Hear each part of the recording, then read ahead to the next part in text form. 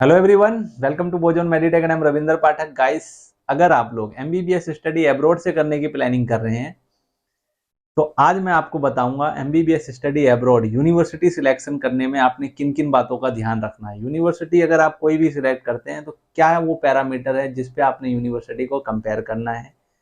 Video informative होने वाली है, वीडियो को लास्ट तक देखिए सो देट आप अपने लिए एक अच्छी डिसेंट मेडिकल यूनिवर्सिटी सिलेक्ट कर पाए।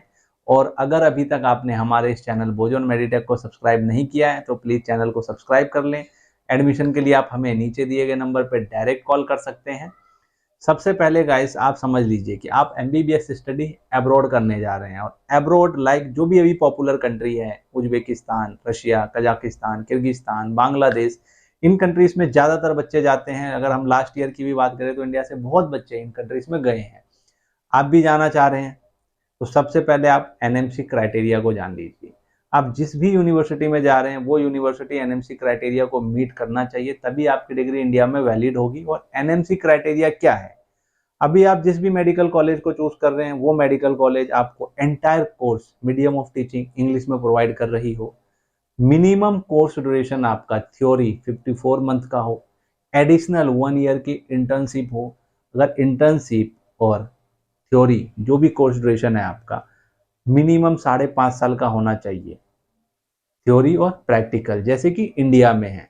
इसके अलावा आप जिस भी कंट्री में जा रहे हैं वहाँ पे आपको लाइसेंस टू प्रैक्टिस मिलना चाहिए। और अब आप जो भी यूनिवर्सिटी सिलेक्ट कर रहे हैं उसी यूनिवर्सिटी से आपने एंटायर कोर्स कंप्लीट होना करना है, ट्रांसफर नहीं ले सकते। ये एनएमसी के वो मेन कुछ पॉइंट है जो मैंने आपको बताया, जिसको ध्यान में रखते हुए आपने यूनिवर्सिटी सिलेक्ट करना है ताकि आपकी डिग्री इंडिया में वैलिड हो। तो ये तो होगी एनएमसी क्राइटेरिया कि यूनिवर्सिटी सिलेक्ट करना है तो एनएमसी क्राइटेरिया को जानना है, और यूनिवर्सिटी वही सिलेक्ट करना है, कंट्री वही सिलेक्ट करना है जो एनएमसी क्राइटेरिया को मीट करती हो। अब जहां तक बात आती है कि आप ट्रांसफर नहीं ले सकते, इसके लिए आपको वही मेडिकल कॉलेज चूज करना है जहां आपको पता है कि हाँ 6 साल अच्छे से हम यहाँ पे रह सकते हैं, पढ़ सकते हैं। अब 6 साल रहना है, पढ़ना है, तो उसके लिए यूनिवर्सिटी अच्छी चाहिए आपको जहां आप रह सकते हैं। इसके लिए आप सबसे पहले फर्स्ट प्रायोरिटी उन यूनिवर्सिटीज को दें जो गवर्नमेंट है, ओल्डेस्ट है। इसके अलावा अगर आप प्राइवेट मेडिकल कॉलेज भी चूज कर रहे हैं तो कम से कम ये जरूर देखिए कि बैच पास आउट है। प्राइवेट से ये जरूर देख ले कि वहां से बैच पास आउट है या नहीं है।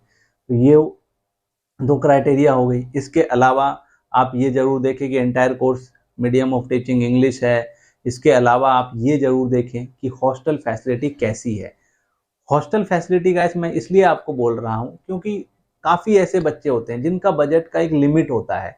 मान लीजिए कि 25 लाख, 26 लाख या 30 लाख का आपका बजट है। अब आपने ऐसी यूनिवर्सिटी सिलेक्ट कर ली जहाँ पे हॉस्टल तो आपको मिल रहा है लेकिन उस हॉस्टल में आप 6 साल नहीं रह सकते।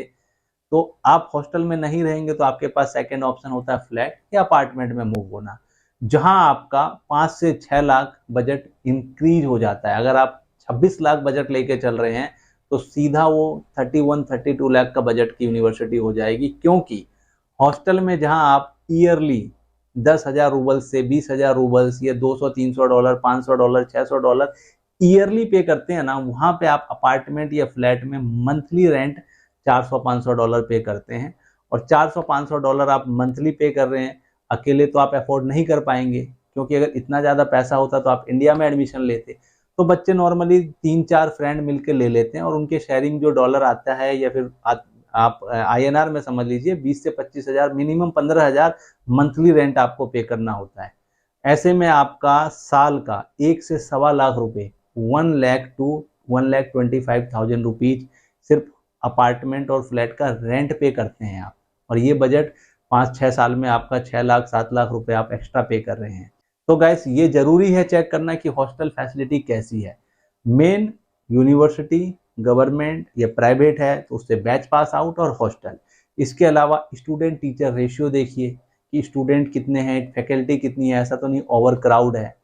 इसके अलावा आप सिटी की कनेक्टिविटी देखिए, ट्रांसपोर्टेशन देखिए, वहाँ मैस फैसिलिटी है या नहीं, अगर आपको मैस ज्वाइन करना है। अगर आप सेल्फ कुकिंग करना चाहते हैं तो हॉस्टल में सेल्फ कुकिंग के लिए किचन अवेलेबल है या नहीं है, बिकॉज अगर आप सेल्फ कुकिंग करते हैं तो वहाँ पे भी आप अपने पैसे सेव करते हैं। जहाँ मैस में आप ईयरली $1,200 देते हैं, 1 लाख रुपए देते हैं, वहाँ अगर आप सेल्फ कुकिंग करते हैं तो मंथली 3-4 हज़ार रुपये का खर्चा आता है, जहाँ 40-50 हज़ार रुपये आप सेव कर सकते हैं ईयरली।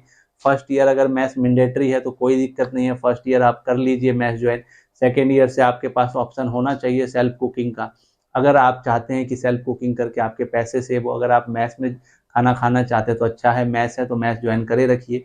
ये चीज़ें हैं। इसके अलावा भी आज इन्वायरमेंट देखिए, सिटी कैसी है, सिटी की कनेक्टिविटी कैसी है, ये सारी चीज़ें हैं। अगर आप इनको ध्यान में रखते हुए, जो मेन बातें हैं अगर आप ध्यान में रखते हैं, तो आप अपने लिए एक ऐसी यूनिवर्सिटी सिलेक्ट कर पाएंगे जहां आपकी स्टडी जर्नी हैसल फ्री होगी और सेम यूनिवर्सिटी से आप एंटायर कोर्स कंप्लीट करेंगे। इसके अलावा गाइस, अगर आपने कुछ और जानना है, पूछना है, तो आप कमेंट के थ्रू पूछ सकते हैं। एडमिशन के लिए आप हमें नीचे दिए गए नंबर पर डायरेक्ट कॉल कर सकते हैं। वीडियो को शेयर करें, चैनल को सब्सक्राइब करें। Thank you for watching.